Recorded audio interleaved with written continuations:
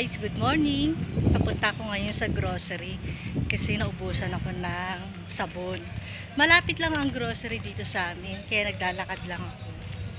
Yan. Napakaswerte namin kasi malapit kami sa lahat. Malapit kami sa eskwelahan, sa grocery, sa simbahan, sa palengke.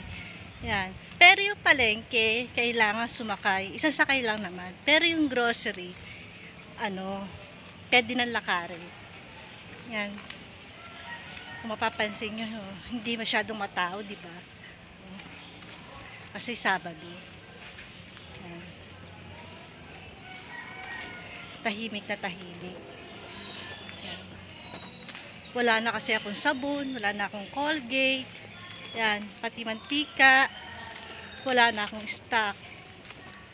Yan. Ubus lahat.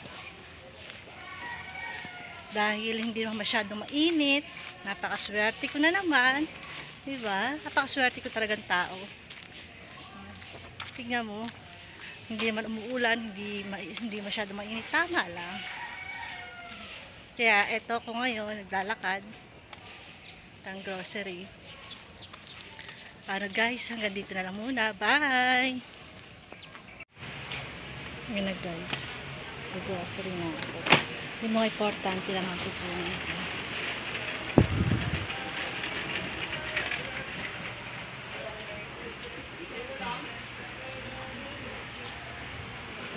Importante lang. Sabon pa tayo. Sabon. Walang malaki.